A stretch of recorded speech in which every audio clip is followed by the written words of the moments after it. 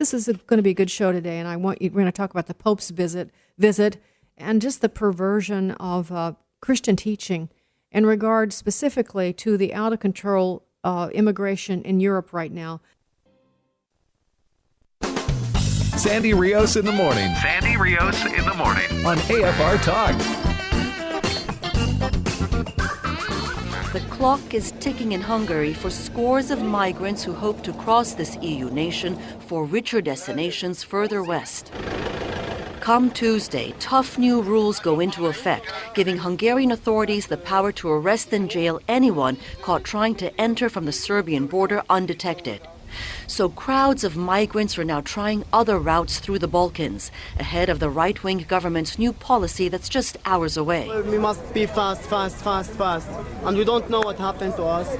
By noon, more than 5,000 migrants had crossed from Serbia ahead of Tuesday's crackdown, near the record this year for a single day. And they're not only battling the new rules, but also the border fence that Hungary is erecting to keep its unwanted visitors out.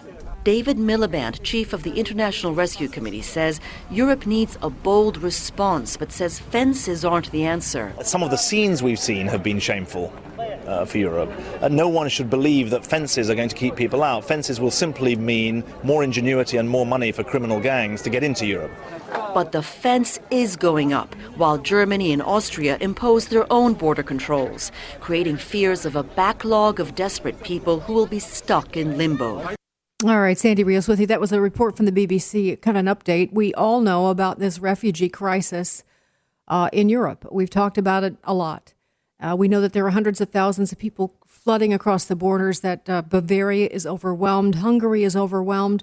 We've talked about the description of the people coming across. They are at least 80% males, military-age males. But we are seeing photos of children, or at least one little boy who was drowned, and our heartstrings are pulled. There was a drowning of 13 more off the coast of Turkey just in the last 24 hours. And so there's a report in AFP today. 6 children were among those who died off the coast of Turkey after the inflatable dinghy carrying them to Greece collided with a ship. We could go on and on with the sadness, the sorrow of people in that transition. But the counter to this is the fact that they are mostly male, of military age.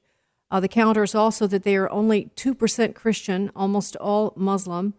And so some are calling it an invasion rather than a case of, rather than refugees, that they are invaders.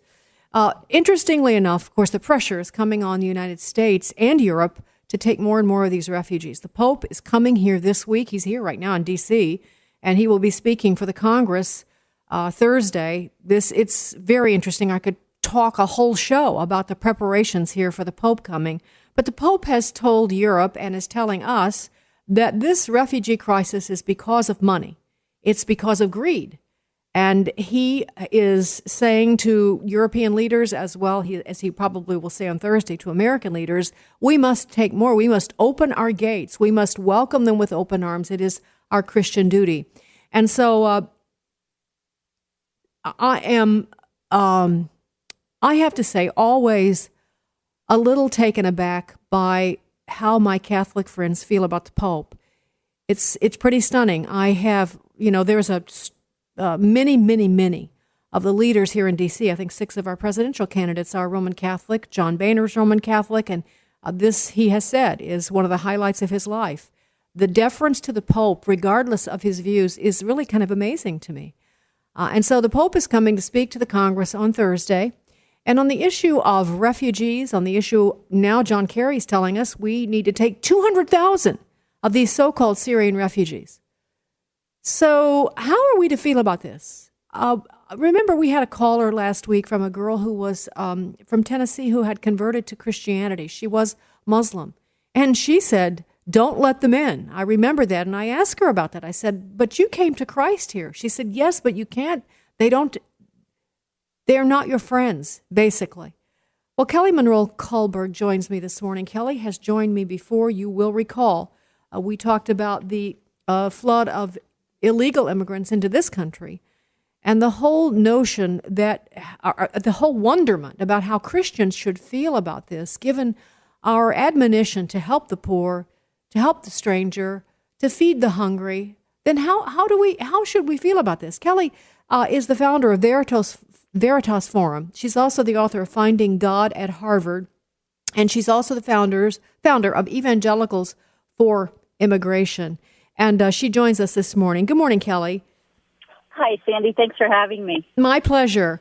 Kelly, how would you describe, first of all, I just gave a little snippet of Pope Francis's comments on immigration. Have I left anything out? Can you expand a little more on what you're hearing him say about this?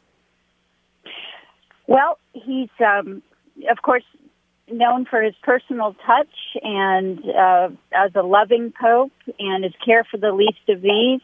He's been formed in South America, which I can appreciate, having myself been a missionary in several ghettos in El Salvador, Guatemala, and Peru. And some of his advisors are somewhat trained in liberation theology, which is a kind of a Marxist view of the oppressor and the oppressed.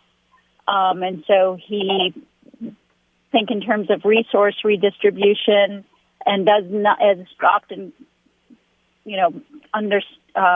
seems to not understand or have a strong grasp of the role of free market economics, best pulling people out of poverty.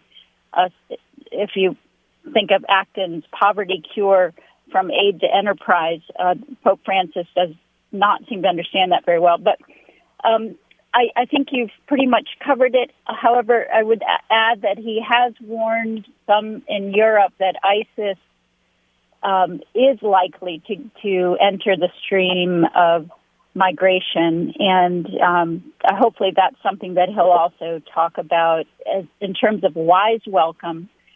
But he's more likely to ask America to raise its level of charity to refugees. And just today, Sandy, I read in one of England's papers that it's looking like only 1 in 5 migrants coming into Europe actually is a Syrian refugee leaving because of war, that most are economic migrants looking for opportunity. And I think we have to be honest about that. Last week we played, I think I played the clip or at least talked about it, trying to remember who had this clip up, but it was a bunch of refugees in a camp, and the soldiers, I think it was Macedonia, soldiers were carrying food packages, big packages, over to try to give. And as we said before, 80% of these so-called refugees are males who are military age.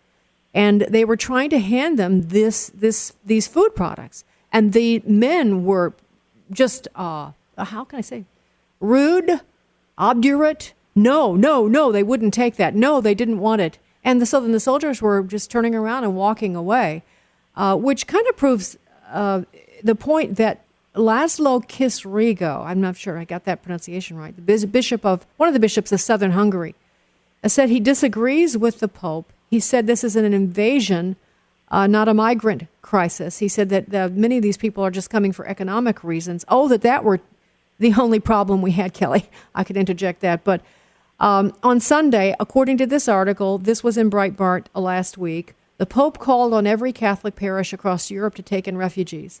He said, faced with the tragedy of tens of thousands of refugees who are fleeing death by war and by hunger, and who are on a path toward a hope for life, the gospel calls us to be neighbors to the smallest and most abandoned, to give them concrete hope. And so, Kelly, that brings us to the nut of what I hope that you and I can talk about. We'll talk about a lot of the news stories and stuff, but this is the quandary. You are an evangelical, the Bible is central to your life as it is mine. And so we're hearing from the Pope, and we'll get to some others we're hearing this from too, that this is an unchristian thing, not to open our borders and welcome people who are hurting, refugees. What is our biblical model for this, and how should we think biblically about this? I think that's the perfect question. So if we all take a deep breath and pray for the Pope that he'll take a deep breath and actually read the Bible would be lovely. And so there's so much confusion and debate. And, of course, the concern is that Pope Francis is playing into the hands here by speaking to Congress on Thursday of the president's agenda, and both on global warming and on capitalism, capitalism and immigration. the refugee crisis. Yeah. Right. So, my prayer for Pope Francis and the church at large, because he's not the only one promoting refugee influx, I would pray that he really listens for the whole counsel of Scripture. What we've found in the last few years, and probably goes back for decades, is people cherry-picking Scripture for their political projects, and then famously exposed in World Magazine and other places that a lot of this is funded by an atheist billionaire named George Soros, who was, and Rockefeller, Ford, Tides, Carnegie Foundations with him behind the National Immigration Forum that helped to create the Evangelical Immigration Table and a very well-funded media campaign that went along with open borders and amnesty and the Senate bill that Harry Reid was pushing, the Schumer-Rubio the Gang of Eight bill. Yeah, the Gang of Eight bill. So we know that this is a very political moment and something that concerns us. And so we want to not cherry pick Scripture, but to look at the whole counsel of Scripture. Well, what do we find in the Bible? Do we find open borders? No, we don't. Do we find amnesty? No, we don't. What we find is wise, discerning welcome. We find the book of Ruth, in which a woman from Moab who was destitute and really became a convert to biblical faith, and told Naomi, her mother-in-law, your God will be my God, your people my people, where you go, I will go. And she was warmly embraced and made a citizen and married Boaz and became a great-great-grandmother of Jesus. And I missed a few greats there. And so we find the teaching of wise welcome, Rahab, from Jericho. Even Jesus delineates and just makes distinctions. So the good Samaritan, he lifts up a Samaritan foreigner who came as blessing. So the Hebrew word there is the ger, the idea of coming lawfully as blessing to a nation. And then there's also the book of Nehemiah, in which we have Nehemiah post-exile leading the nation in the rebuilding of walls around Jerusalem. And remember, people had a weapon in one hand to protect from harm and a construction tool in another to build their part of the wall. And so the religious left does not like to talk about the book of Nehemiah. And so I just say, let's read the Bible together. And look, because essentially in Genesis we're called to steward the garden. It's sometimes called our cultural mandate. And as we all know, gardeners, tending a garden means you make choices and you put up hedges and you plant, you nourish the soil that it would thrive and flourish. And so if we want a sustainable culture, one that's truly kind to the least of these, including our 50 million Americans in poverty right now. 90 million Americans aren't in the workforce. I doubt the Pope, sadly, will talk about that on Thursday. And Mother Teresa talked about it. She said, if to people in Calcutta, Americans who came, why don't you go back home and take care of your family and your neighborhood and your cities and the unborn? The elderly who are vulnerable. Love at home. That's a very Catholic idea. It's called subsidiarity. It means take care of the most local, concrete good should be caring for the needs right in front of them first and not bring in government intervention. So I'm praying that the Pope would truly be a Catholic and talk about caring for the least of these right in front of ourselves. Kelly, this is always I'm very. going on too long. No, you're not. Sorry. No, you're not at all. No. This is very helpful, and we'll probably drill down on this some more. But I just want to point out that something that, to me, in plain language from Scripture, is that if a man does not take care of his own, he is worse than an infidel. And now we know what an infidel is. We didn't used to know that when we'd read the Old King James, but there is a reason we are to take care of our own. So if we are draining our treasures. America, by the way, is our family. We have families that share our last name, and then we have families that are our countries. There's nothing wrong with that. As far as I can understand, it is completely endorsed in the Old Testament and the New, that there is an identity, and there's nothing wrong with that. That is your family. And for some reason, the people who share our last name, that we're married to and we have children, actually mean more to us than our neighbors and their children. And that's not wrong. Jesus doesn't say you are to take care of your own. So when you drain the national treasury and you put your own children's future at risk, you are not taking care of your own. That to me just seems very, very obvious, Kelly. And I think the other thing is that just the left is pushing, as you alluded to already, that this care be taken by the national treasury. They're not, stepping up to open their own homes. I don't know how many illegal immigrants Jim Wallace has in his house or the Pope has in the Vatican. But that's a question that has to be asked because it is a personal admonition that your own resources, not that you decide that somebody else should do it for you and then call that your stepping up to follow the gospel or the Scripture. We are up against a break here, Kelly. Can you stay with me for another segment? I'd love to. All right, Kelly Monroe Kullberg. And by the way, just so there's no confusion, where is the name of it's Evangelicals for Immigration is the actual name. I know there's some confusion. This is not George Soros's group, not Jim Wallace. It's not the immigration table. It's Evangelicals for Immigration. And I hope that you'll check the website, but we'll be right back with more. Sandy Rios in the morning on AFR Talk. One of the places we've stopped. Don't forget to connect with Sandy Rios in the morning on Facebook or email Sandy at sandy@afr.net. That's sandy@afr.net. Sandy Rios in the morning on AFR Talk. I've spoken of a shining city all my political life. God blessed and teeming with people of all kinds, living in harmony and peace. They're bringing crime. They're rapists. If I'm elected, they're going to be out of there day one. Do you think that birthright citizenship should be ended? Yeah, absolutely. I said we should end birthright citizenship. I will build a great, great wall. In my mind, it was a tall, proud city built on rocks stronger than oceans. And if there had to be city walls, the walls had doors, and the doors were open to anyone with the will and the heart to get here. That's how I saw it and see it still.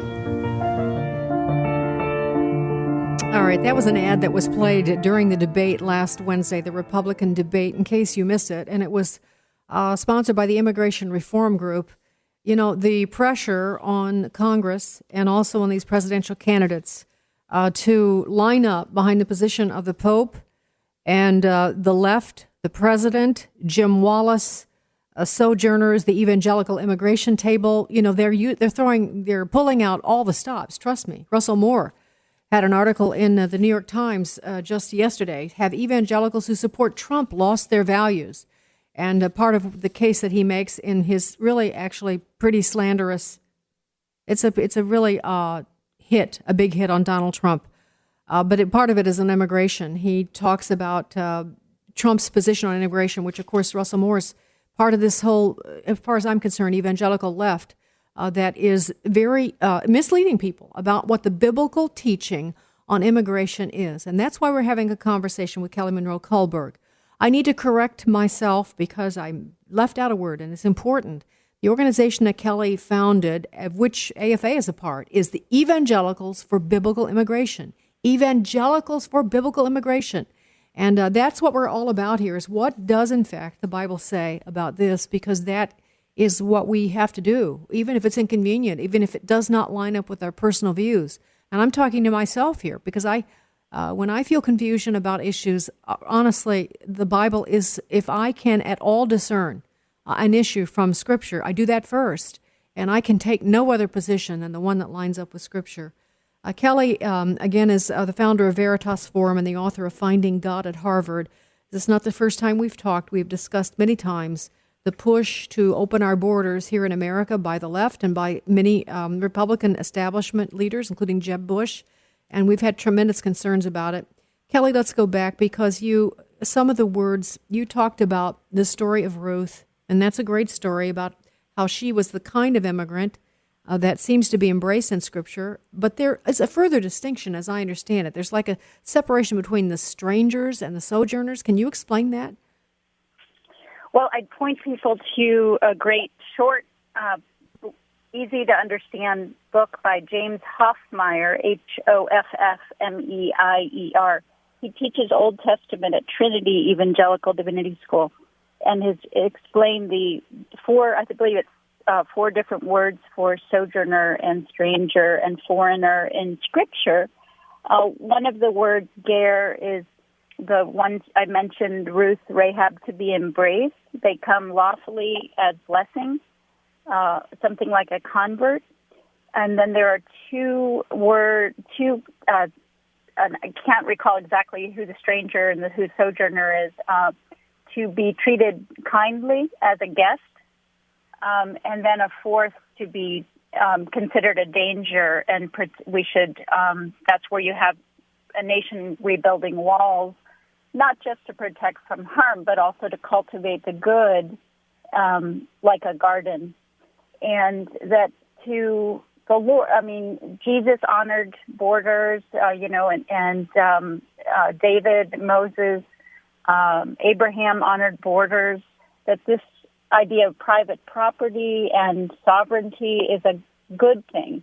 And where we see private property in a sense of ownership, we see a culture that's thriving more than, say, a communist idea of everything belongs to the government.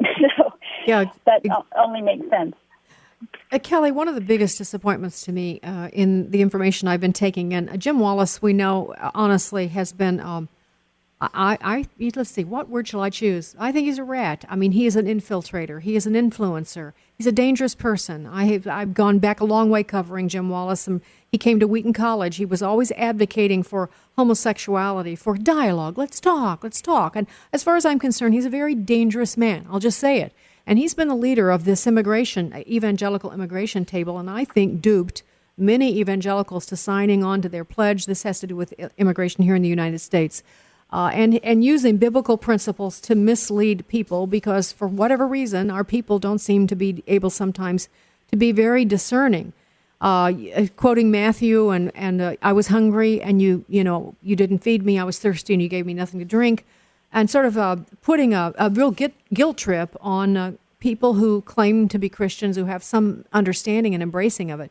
I think this is what's going to happen in Congress on Thursday. That's what I'm hearing. They are expecting the Pope to strong-arm. Of course, John Boehner and many Catholic leaders have become very soft on this issue. Jeb Bush is soft on it, too. It does seem to come a lot from Catholic church teaching. I distinguish that from biblical teaching.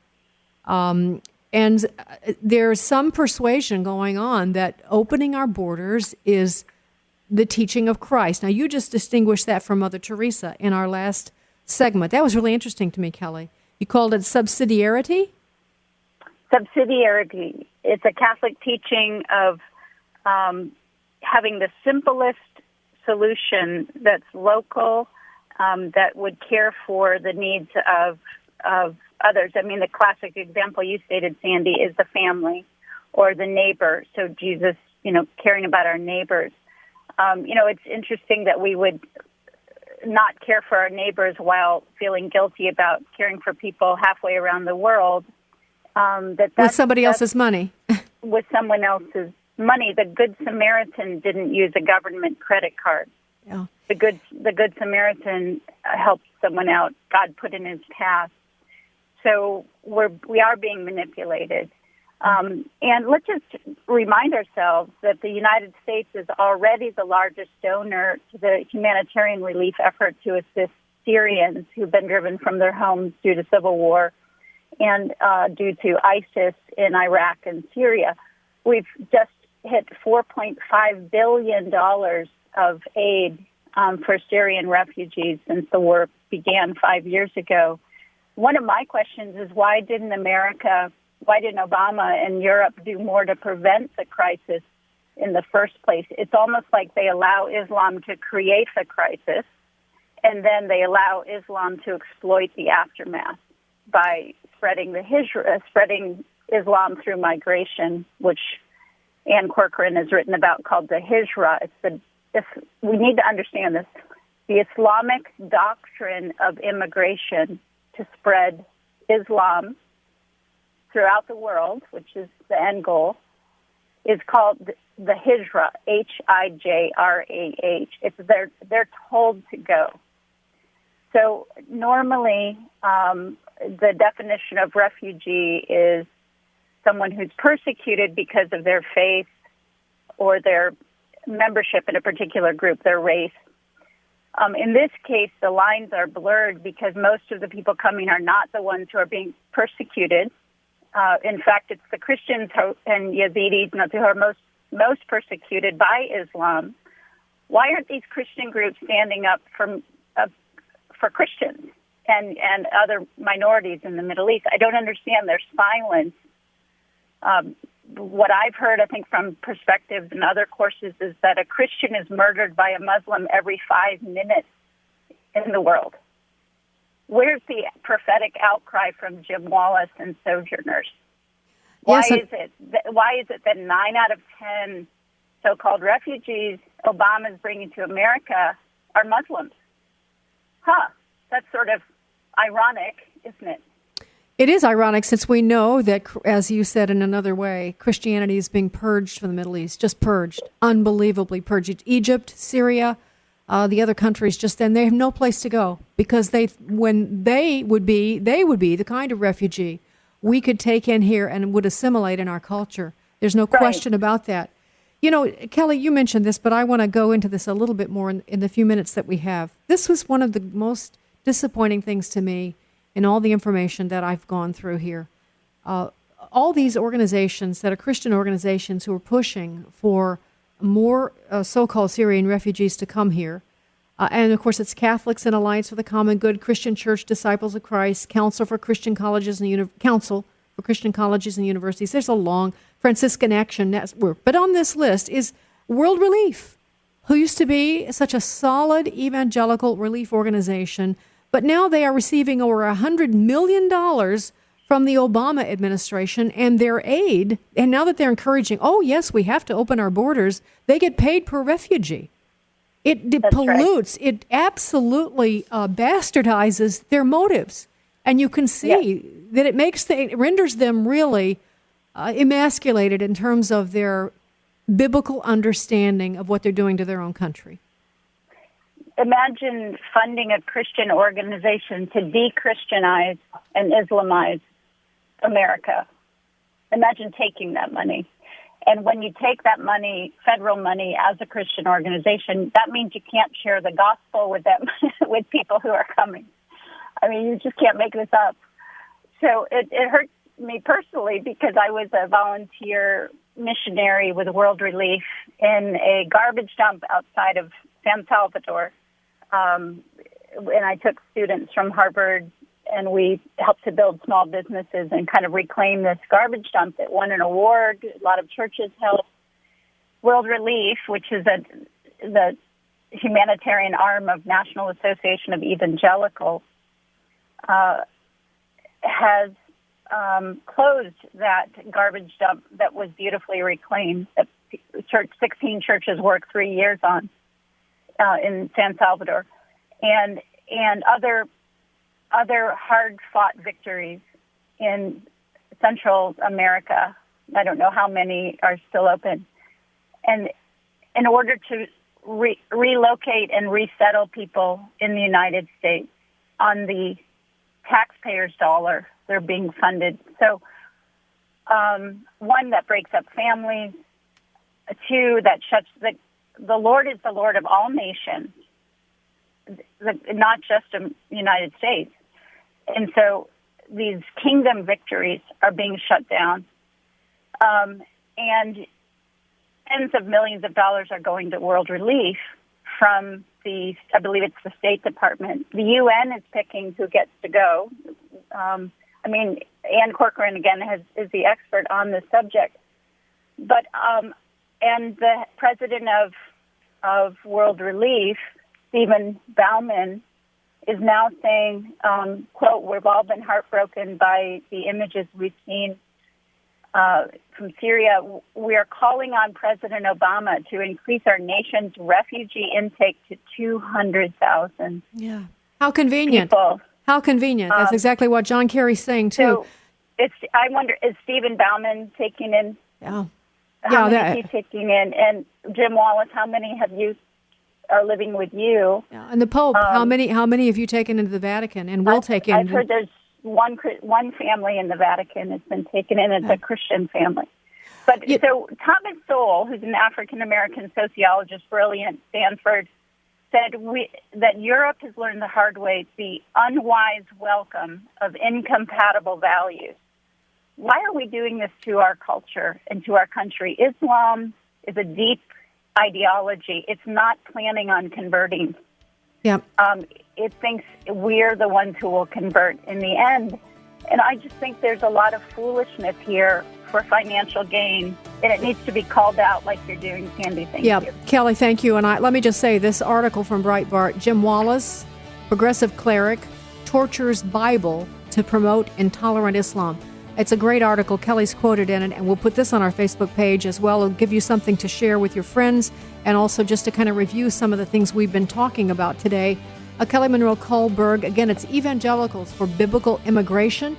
We must be kind to people individually. Help them when we can, you bet. Empty your pockets, help them. But that doesn't mean public policy should reflect something so foolish, and that's what Kelly's made very clear today. Kelly Monroe Kohlberg. Kelly, thank you so much. We appreciate your time. Thanks so much, Sandy. All right. Sandy Rios, tomorrow, the Pope and the capitalism.